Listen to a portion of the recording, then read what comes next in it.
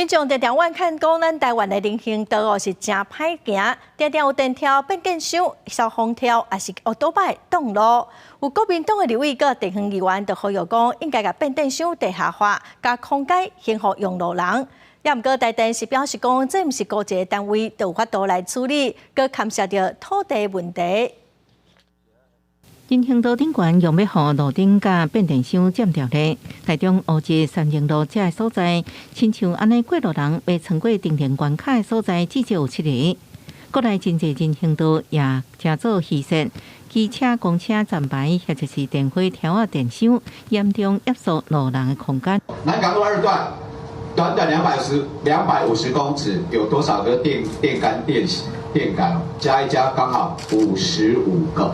我家门口20公尺有3支电线杆，这是干什么我都不知道。全台总共60万个变电箱，加300多万支电火条啊，有真侪都亲像各地地方机关提出的人行道相片，真危险。依照电信管理法，设电火条爱有路宽单位登记，爱透过申请会勘有强小才能设立。台电回应并无单一决定，也需要有土地才能检讨地下化的可能。防调人行的部分，只要大家有迁移的地方，不要适当的地点我想台电目前都是全力配合。土地也欢迎赶紧出来提出，那我们中央各部会都会来全力的协助。那经费部分的话，也有相关预算来支援。5月底，行政通过过路人优先交通安全纲领，各地方政府开始检查，爱改善人行道有161个所在。另外，由道安会所组成的过路人安全指导小组也按算伫7月底进前，完成全台22县市顺势检讨各地乱象。